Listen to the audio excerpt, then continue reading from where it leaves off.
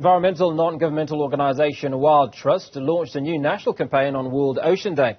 The campaign aims to highlight the importance of marine conservation, specifically for creatures such as sharks and rays. Just this week, 6 stabbed Cape fur seals, 2 of them pregnant, washed ashore at Long Beach in Cape Town. Shark exploitation has also been an ongoing issue for South Africa, a country nearly completely surrounded by oceans. Joining us is Leigh, Research Assistant at WildTrust. Leigh, appreciate your time this afternoon. Let's talk about who WildTrust is. So thank you so much for having me today. So the WildTrust is a non-profit, non-governmental organization, and it has 2 programs. The first one is the Wildlands program, which is very focused on efforts towards terrestrial or land conservation. And then we have the Wild Oceans program, which is very much focused on marine conservation and efforts towards that. And your focus is specifically on sharks and stingrays. Yes, so we are running 2 big projects at the moment. The first one is a protection project for sharks and rays, trying to secure protection for them. And then the second one, which is linked a little bit to the campaign I'd love to talk about, and that is the Sanctuaries for Sharks and Rays programs. And both of these are really pushing to secure protected areas and enhance the protection for sharks and rays in our South African waters. They are in desperate need of it. Well, talk to us about that desperation and why.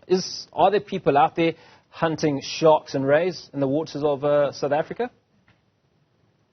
Sadly, the answer to that is yes. So sharks and rays are arguably one of the most endangered species on the planet. They're as endangered as things like the rhino and the pangolin. And people sometimes don't look at them as being endangered because they're not necessarily cuddly and maybe not everybody's favorite, but they are highly threatened but highly important species. So the International Union for the Conservation of Nature has suggested that 42% of our sharks and rays in South African waters are threatened, which means they're either listed as vulnerable, endangered, or critically endangered. So they are facing a variety of threats in our waters. The primary one for sharks and rays is that being bycatch, overfishing, and then as with all marine animals, they face the same threats linked to plastic pollution. So they are in a lot of trouble, and there is desperate a need for action in terms of securing more protection for them and creating more safe spaces for them in our South African waters, especially because South Africa is a top 5 global biodiversity hotspot for sharks and rays. So we have a very diverse, very special waters, and we do need to do more to protect them. Leigh, I like numbers, and you speak about 42% being at risk. But let's talk about the sum number of sharks and rays that we have in our waters. Do we have a specific number, or at least an estimate, just to give our viewers some insight? Yes, so we have, globally, we're looking at about 500 different species of sharks. In our waters alone, just in South Africa, we have close to 200 species of sharks and rays. And a good percentage of those are actually endemic. And endemic means that they are found nowhere else in the world, which just highlight, and this is something we should celebrate and really something that should motivate us to do more to protect our ocean space, because we really do have a lot in our waters. And each one of these species plays a role in the ecosystem and is incredibly important. Now, the one question that most people ask is, why should we care about sharks and rays? I'd imagine you have the answer for that. But also, just give us some insights into what advocacy work is being done to create awareness of this marvel, that we have a significant number of species that are endemic to our waters.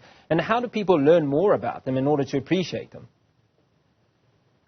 So firstly, why should we care about sharks and rays? So sharks in particular are, in many ecosystems, they occur in a whole lot of different environments. And in these environments, they are often apex predators. And as apex predators, they control the structure and function of the entire ecosystem.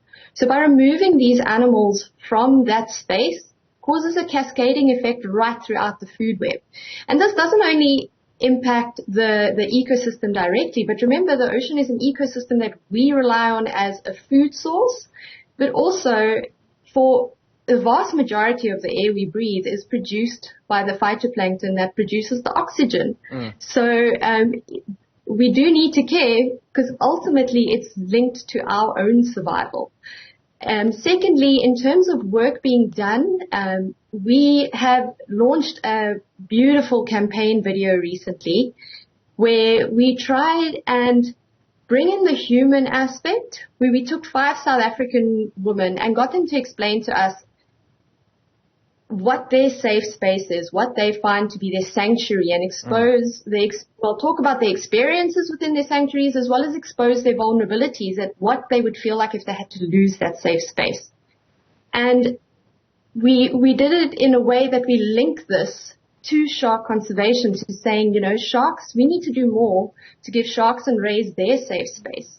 And the underlying message in this was to say that we can choose our sanctuary and our safe space, but sharks and rays cannot. So this is just an example of one of many campaigns we do. There we have the On the Brink campaign, which you can follow at On the Brink SA, and that can give you a lot of information on Instagram, Facebook, Twitter about some of the work we're doing. So not only to change negative perceptions around sharks and rays, but also to provide information on them and encourage people, inspire action towards their conservation. Well, finally, and very quickly, you talk about inspiring action to their conservation. What is that action that we can put out there to assist in the process?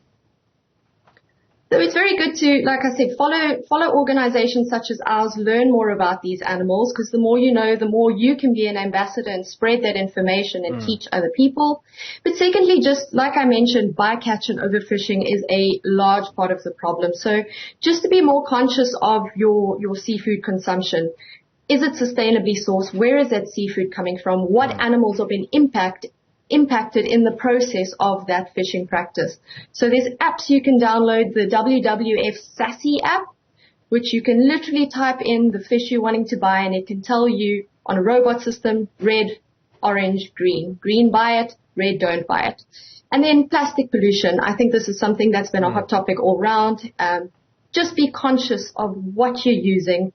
Reuse what you have bought, recycle what can be recycled, and as far as possible, avoid these things altogether. Fantastic. Leigh, Research Assistant at WildTrust. Appreciate your time this afternoon.